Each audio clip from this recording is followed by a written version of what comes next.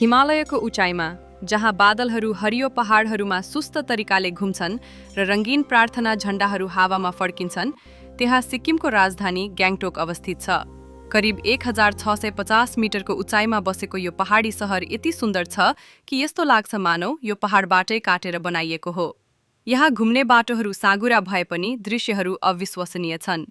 प्राचीन मठहरू व्यस्त बजारहरूको छेउछाउमा अवस्थित छन्। ग्याङ्टोक यस्तो सहर हो जहाँ सबै कुरा एकै ठाउँमा पाइन्छ। एकतर्फ कञ्चनजङ्घा जस्ता विश्वकै तेस्रो उच्च शिखरहरू दूरबाट चम्किएका देखिन्छन्। सफा बिहानमा यसको सुनौलो चुचुरो सूर्यको पहिलो किरणमा चम्किन्छ र पर्वत सुनौलो प्रकाशको पुच्छर जस्तो देखिन्छ। धेरै आगन्तुकहरूका लागि कञ्चनजङ्घा पहिलो पटक देख्नु अविस्मरणीय अनुभव हो। अर्कोतर्फ ग्याङ्टोक जीवित छ। एमजी मार्ग, सहरको मुख्य सडक, पैदल यात्रुहरूको लागि जीवित बजार हो, जहाँ पसल, क्याफे र रेस्टुरेन्टहरू छन्। चम्किला फूलहरूले बत्तीको पोलहरू सजाएका छन् र बेन्चहरूले थकित यात्रुहरूलाई विश्राम गर्न आमन्त्रण गर्छन्। सहरमा विविध संस्कृतिहरूको मिश्रण देखिन्छ। सिक्किममा लेप्चा, भुटिया र नेपाली समुदाय बसोबास गर्छन् र ग्याङ्टोकले यस विविधतालाई खानपान, चाडपर्व र परम्परामा प्रतिबिम्बित गर्दछ। बजारमा हिँड्दा विभिन्न भाषा सुन्न पाइन्छ।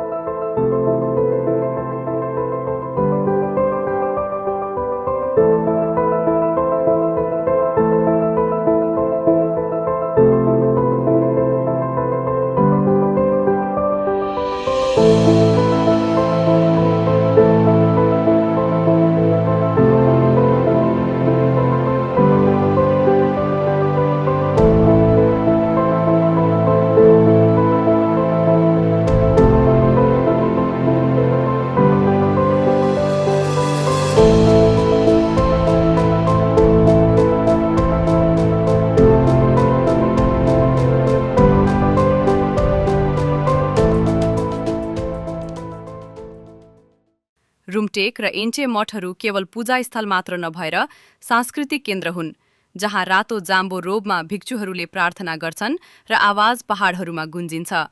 ग्याङ्टोकको अर्को आकर्षण यसको प्रकृतिसँगको नजिकको सम्बन्ध हो। सहर जङ्गल, झरना र नदीहरूले घेरेको छ, जुन हरेक मौसममा जीवन्त देखिन्छ। वसन्तमा रोडोडेन्ड्रन फूलहरू रातो र गुलाबी रङमा फुल्छन्। गर्मीमा पहाड हरियो र घना हुन्छ। जाडोमा चिसो हावा, कुहिरो भरेका बिहान र हिउँले ढाकिएका शिखरहरू देखिन्छन्। ग्याङ्टोक आफ्नो विशेष खानाको लागि पनि प्रसिद्ध छ।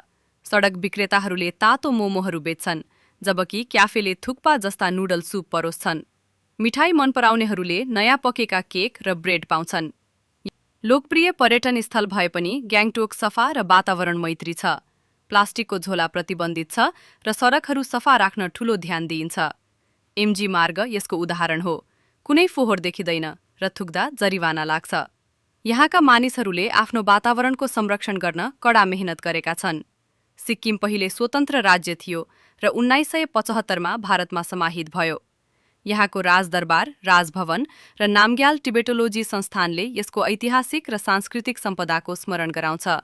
संस्थानमा दुर्लभ पाण्डुलिपि, मूर्तिहरू र थाङका तिब्बती चित्र संग्रहित छन्, जसले सिक्किमको गहिरो बौद्ध जरा देखाउँछन्। ग्याङ्टोकलाई साँच्चीकै स्मरणीय बनाउने कुरा यसको पुरानो र नयाँको मिश्रण हो। यहाँ आधुनिक होटेल, क्याफे र केबल कार छन्, जसले सहरको दृश्य देखाउँछ। तर केही मिनेट हेर्दा प्राचीन स्तूपा, प्रार्थना पाङ्ग्रा घुमाउने ठाउँ र मठमा भिक्षुहरूले लामो सिङ बजाउने दृश्य देख्न पाइन्छ। ग्याङ्टोक केवल हिल स्टेशन मात्र होइन, यो सिक्किमको अनौठो प्राकृतिक र सांस्कृतिक अनुभवको प्रवेशद्वार हो। यहाँबाट उच्च पहाडी मैदान, दुर्गम मठ र समय थामिएको जस्तो देखिने गाउँहरू अन्वेषण गर्न सकिन्छ। कञ्चनजङ्घामा बादल गुरिरहेको हेर्नुहोस्, सानो क्याफेमा चिया पिउनुहोस् वा शान्त सडकमा हिँड्नुहोस्। ग्याङ्टोकले तपाईलाई ढिलो हुनु र सबै अनुभव लिन प्रेरित गर्छ।